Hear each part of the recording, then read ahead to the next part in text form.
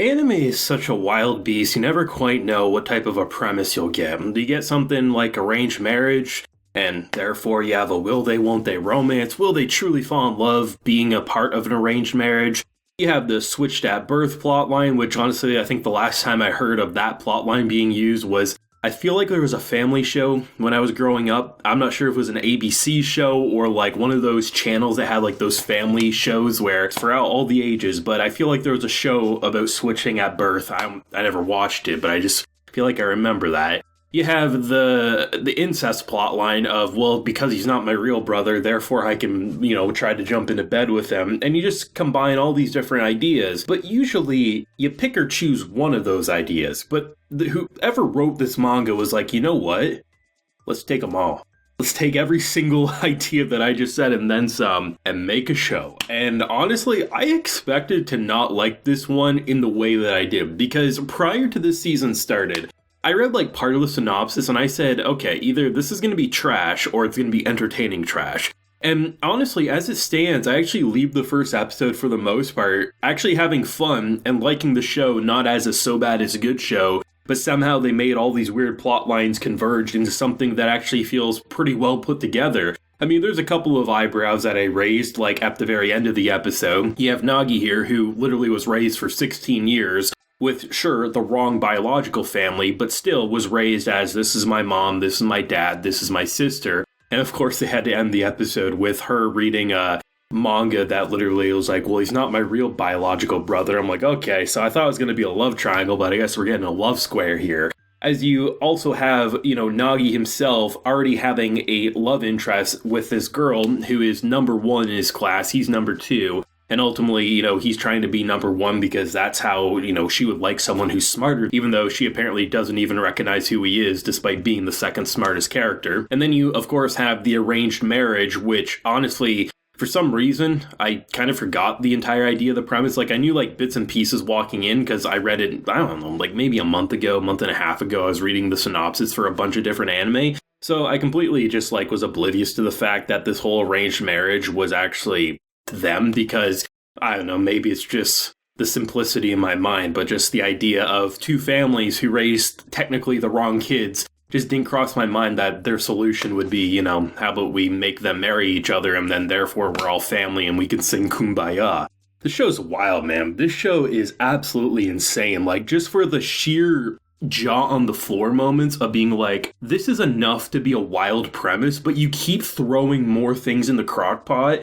And somehow it hasn't overflown to the point of tasting like shit. Like, somehow I walked in and out of this episode being like, you know what? I could keep watching this for now. I actually had a fun time, and I wasn't expecting to say that. The thing that actually, I think, sold me the most, which was the thing I was expecting to hate the most, would be the main man himself, Nagi. I wasn't expecting to think he was an entertaining main character. Like, I didn't know really what to expect, but generally, when you have anything building into like a harem or a multiple love interest plotline, I don't know, just anime, they tend to not stick the landing too much. But the fact that this man's like actually collected, he was raised by a mother and father who were delinquents back in the day. The sister kind of comes across a bit like laid back, where he seems very like mature, he kind of feels like the adult in that household. The fact that he immediately, probably the thing that really sold me on his character is there's this blackmail plotline, because we have Erica, this girl that he was switched with at birth and also is engaged to be married. She basically is faking a suicide attempt for,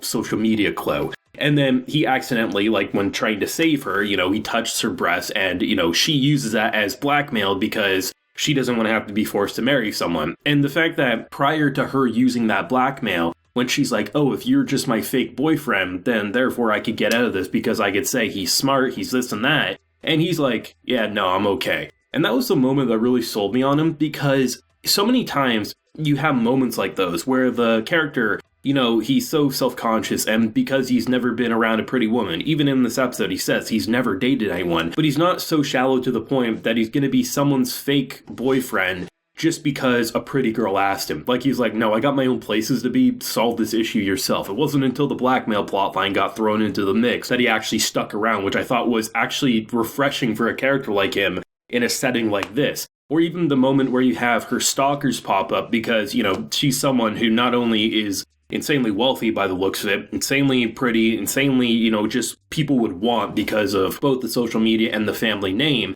And then you have these delinquents, and then he just knocks the one guy on his ass and they all go running. It wasn't like this super macho moment, but it was just like a dude who was raised by parents who used to be delinquents who said, if someone's going to try to kick your ass, make sure they're the ones on the ground. And I really, really like that. I was not expecting to like Nagi as much as I am, but somehow this show, for having so many different ideas, many of which would normally make me say, you know what? We're just going to push this anime away, watch something else this season. I don't know. Somehow, I actually enjoyed myself. I actually came out saying it's not a so bad it's good show. It was actually just a pretty good first episode, all things considered.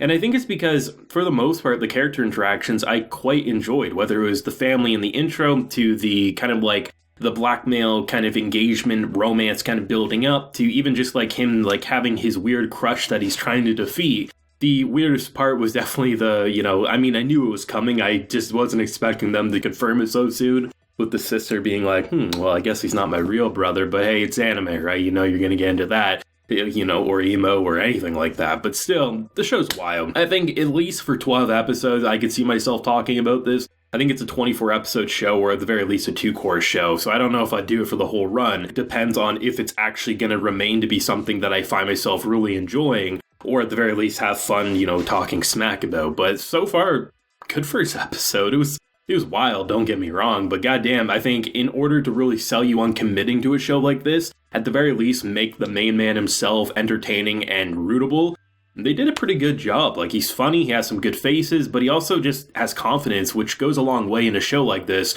especially if you're going to have multiple females either compete for, or he's going to try to compete for other love interests, right? Truthfully, I know nothing about the community surrounding the source material. The only reason I even knew about it was because I look at every anime coming up in a season, so I have no idea if this is popular. I have no idea if people hate this one, and they're like, why did this get an adaptation, or if it's just kind of down the middle. For me, fun show, fun first episode. We'll see where it goes from here. As it stands, I'll keep doing videos, but if it ever drops off, don't be surprised if, the reviews just seemingly disappear. But as it stands, I feel actually good about this one, which, I didn't have that on my bingo card. You can go back on my tweets like a couple weeks back. I was like, either this is going to be trash or it's going to be so bad it's good. But honestly, I didn't think it was either. I thought it was actually just good for some reason, but man. Maybe that's just me. I also wasn't expecting to love the ending song as much as I did. I think the visuals are what caught me off guard the most. Like, the opening was a good opening, don't get me wrong, but endings are usually the ones that I find myself either listening to in the background and not actually committing to watching, but man, the visuals in that one actually really sold me. So alongside stuff like Spy Family, I don't think I'll be skipping that ending because I really, really enjoyed it. Let me know what you thought though down below, whether if you're a fan of the source material or if you're anime original like myself. Let me know down below. Leave a like if you enjoy and subscribe if you're new around here. Until next time, everyone, please take care and have a good one.